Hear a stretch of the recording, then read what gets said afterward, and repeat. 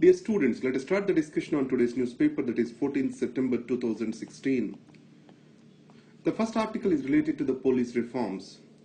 The Supreme Court of India, in a judgment in Youth Bar Association of India versus Union of India and others case, it held that every FIR shall be registered and it has to be uploaded within 48 hours onto the World Wide Web.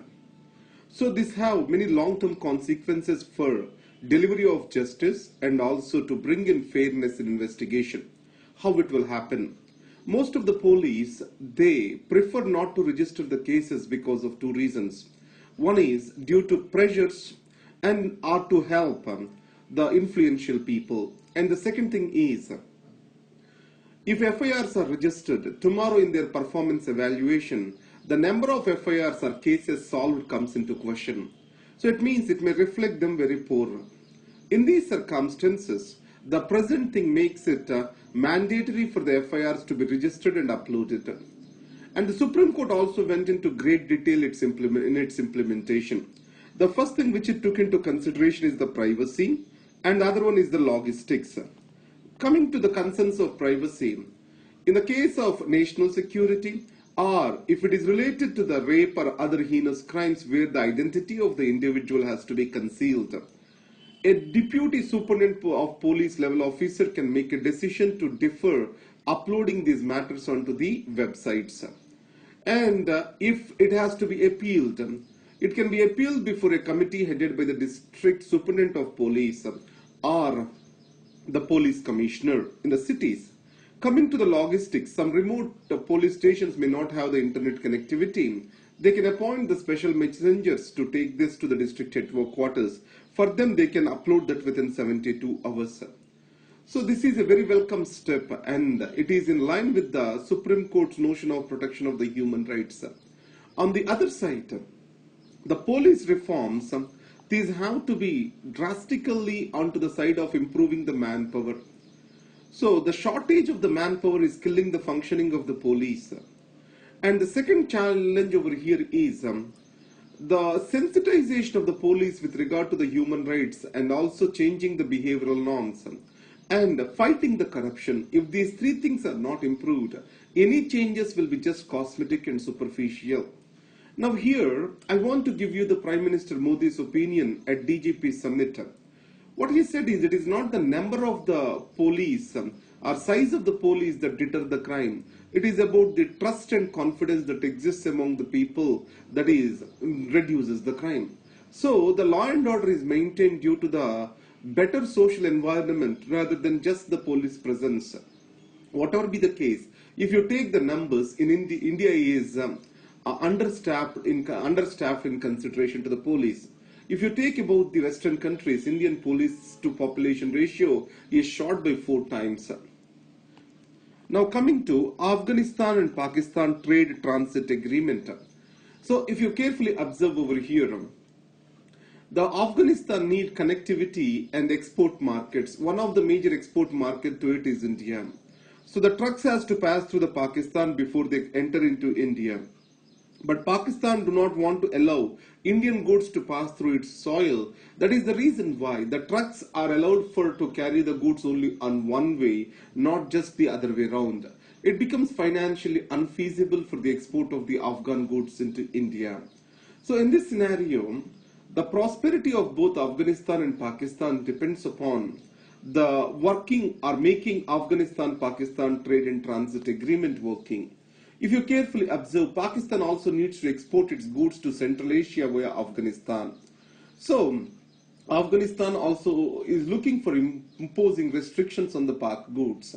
So, here, the Pakistan has to provide for the nationality treatment to the Afghanistan goods. It means whatever is been provided to the Pakistani trucks, the same also need to be provided for the Afghanistani trucks. And the second is, because of lack of direct trade between India and Pakistan, it is raising a trade through the alternative countries. If you see the 2/3 trade between India and Pakistan, it comes through Dubai. And second is, all these countries are trying for the alternative routes bypassing each other. You know, the easiest route for a trade is always a straight line, or always a direct link. But however, India wants to export to Afghanistan through Iran, that is through Chabahar port, and then from there to Jaranj Dalaram highway, and then enter into the Afghanistan. And similarly, Pakistan is trying to export its goods to China through China-Pakistan economic corridor, which in itself is going through a security troubled regions. So here in these circumstances, developing the direct trade line and improvising the trade relations is very critical, and then providing for the nationality treatment and improvising the Afghanistan-Pakistan trade transit agreement can bring in prosperity to the region. Now, sharing without caring, it is about Kaveri river water disputes. Now, if you observe, Article 262 of the Constitution, it deals with the interstate river water disputes, and the Parliament is authorized to make a decision on this. In line with this, Interstate River Water Disputes Tribunal Act was passed by the Parliament. But the challenge over here is, though the tribunal gives the awards, on one or the other trivial issues, the matter is going to the Supreme Court, and the centre also did not appoint for the management and regulatory boards for the various rivers. So it is leading to a temporary ad hoc arrangement, and the political sentiments and the linguistic and identity chauvinism, it is growing up whenever this water issue gets flared up. The recent violence in Tamil Nadu and Karnataka is a simple example to this.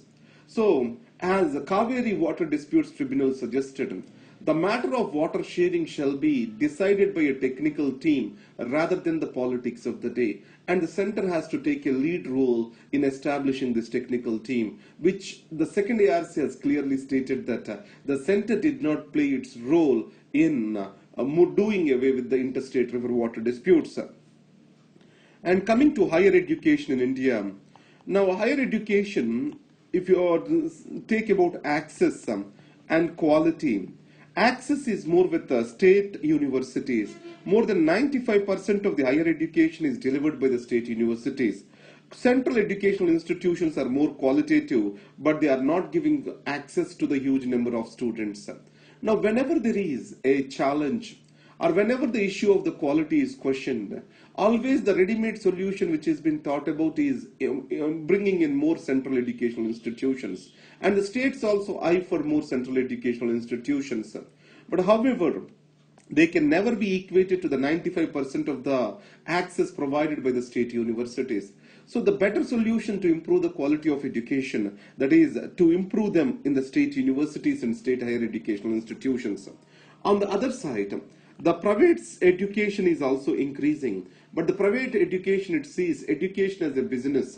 So in these circumstances, ensuring the education through the private establishments and developing the quality parameters and social sensitivity and global approach, these are very critical for providing for both access and quality at every educational institution level. The ceasefire in Syria. So let's talk about the Putin plan for Syria.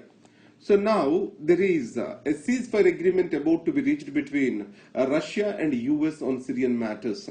Now if you take the ground situation in Syria, the Assad regime was supported by Russia, and then the rebels, these are supported by United States of America. Now the rebels are not a cohesive group, and there is no unity among them. And many of the Al-Qaeda affiliates also come on the part of the rebels. So in these circumstances, the Putin plan is the state structure of Syria has to be protected, and all the major powers shall come together to fight the jihadist groups. Now here the critical is jihadist groups. Now Assad regime, it considers all the rebels as the terrorists. In the Russia's definition, the jihadist groups fight against jihadist groups. Does it include the fight against the rebels too? Because these rebels are supported by the United States against the Assad regime. And Russia's support and bombing of the rebels have weakened them and strengthened the Assad's forces. And in these circumstances, meanwhile, ISIS got strengthened. And United States and Russia are coming together to fight against the Islamic State. So the fight against Islamic State has brought all these countries together. So in these circumstances, a ceasefire is a welcome step. So the Turkey stand also has changed. The Turkey was a major supporter of the rebels against the Assad regime. Now, the Turkey said it is not looking for a replacement for the Assad, and it is seeing a role for the Assad with regard to the transitional government or transitional nature of the state which is going to happen in Syria. So it means fundamentally the stand of various countries has changed on Syria, which can pave for the ceasefire agreement. Coming to China-Pakistan economic corridor, you know that it moves from Kashmir to Gwadar. The Kashmir in the Xinjiang province and Gwadar in Balochistan. So here the major challenge is the security and also the geography. So the China has expressed repeatedly its concerns to the Pakistan about the protection of its investments across the China-Pakistan economic corridor. And the second is India raising the Balochistan and human rights violations over there and the independence movement. It has raised the concerns of the China further. Now coming to the human rights issue in the case of the Kashmir. You know that Prime Minister Nawaz Sharif, he has appointed the special representatives to expose or to say or talk about India's human rights violations in Kashmir. So in this context, UN Human Rights Commissioner Mr. Jidrad Al-Hussein, he said that the India is not allowing for its observers to visit the Kashmir. So it means that there is a gross violation of the human rights over there. And by saying this statement, he has equated India with the other countries such as Ethiopia and Syria, and Venezuela, which are not allowing the human rights inspectors into that particular areas. So the Pakistan is trying to internationalize the issue, and India has downplayed the issue, saying that the Kashmir of India shall not be compared with Pak-occupied Kashmir. And coming to the law panel chief, Mr. Balbir Singh's comments on various issues that are surrounding the judiciary. The first thing is, Balbir Singh, what he says is, the number of judges increasing, that does not make a big difference to the pending cases. The working judges shall exist.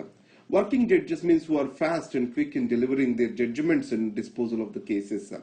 And second, with regard to the bringing of uniform civil code, so the personal loss, according to him, is a social problem, and the negotiations with all the stakeholders is going on. And on to the third issue, that is amending the advocates law. So he supported the Supreme Court judgment or Supreme Court's judges' view that Parliament has to amend the advocates law so that the lawyers can be regulated and controlled for their unruly behavior inside and outside the courts. These are the articles for today. Thank you very much. And with regard to my health, I am improving a bit. And the second thing is, I request all the students to be careful about the dengue and other prevalent diseases in the situation. And added to that, more than this exam, our health is important. The reason is, now at very early age, I became diabetic now. So I want to be very clear to you, don't take too much of stress onto this exam. Right? Thank you very much.